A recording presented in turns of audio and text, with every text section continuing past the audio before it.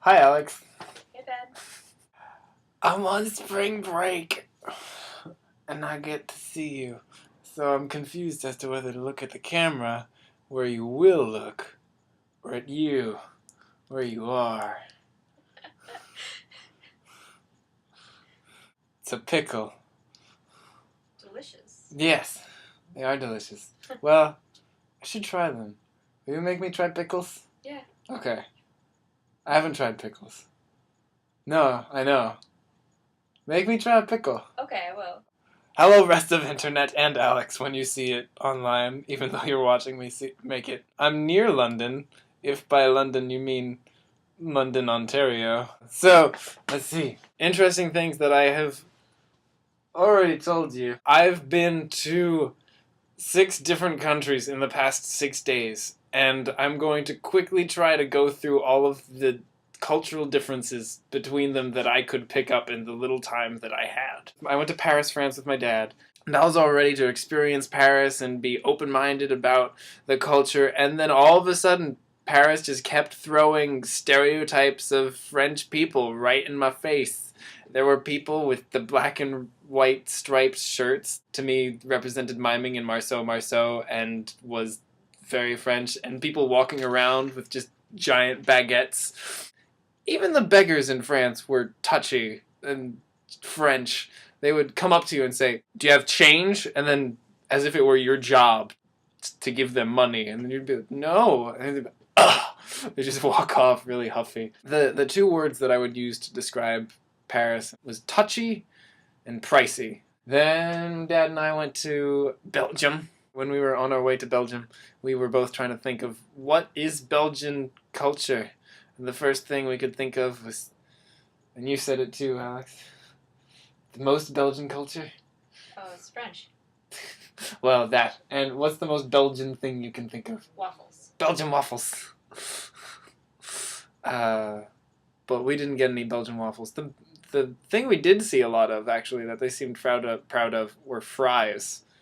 The map that we got actually had, they would have restaurants, and they would have outlets, and they had other things marked on the map. And then one thing in particular was a different symbol just for fries, where you can get good fries. That's where they're made. Belgium. Are they? Yeah, they're not actually French, they're Belgium. Fries are made in Belgium. Why do we call them French? Belgium fries, then? That doesn't roll off the tongue. It doesn't roll off the tongue. Then we can't change it to freedom fries when we need to.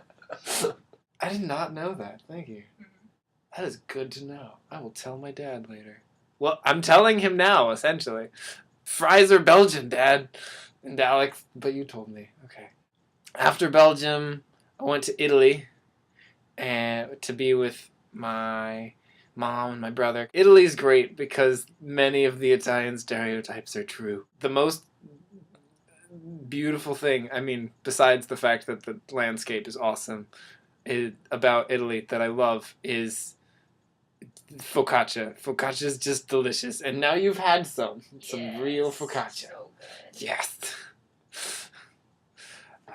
I promise you, anyone who's in anywhere other than Italy, and particularly the Liguria area of Italy, even if you've had something that has been billed as focaccia, I promise you, it's not the same. My parents and I have tried reproducing it, and we think it's actually impossible. We think something about Italians just makes it better. They claim it's the ocean. They claim it's the air that they're able to make focaccia. I don't know if there's any truth to that. Other Italian stereotypes that are true, or things that I remember hearing that I just find hilarious, are that in Amsterdam, which I was also in briefly on my way to Canada, but I wasn't able to actually stay. But anyway, in Amsterdam, they did that whole bike share thing. The white bikes? Yeah, where like anyone could just take it. Yeah. We saw a video on it. Yeah. This was a totally different system where you just sort of drop off bikes at anywhere, and then you can pick up another one and just go. And everyone shared them, and they went everywhere, and it was great, and it worked really well. And Italy was like, "We'll try that. We want to try that." And they start distributing all these bikes, and within a week, they all disappeared. because they weren't willing to share them and they all just took them for themselves.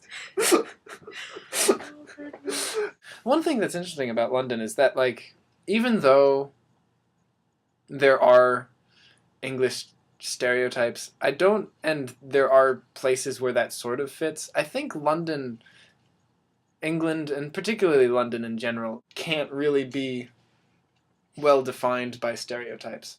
London is just such an international city that it's hard to, like, pin it down to any one culture. Okay. Yeah. That's my observation about London.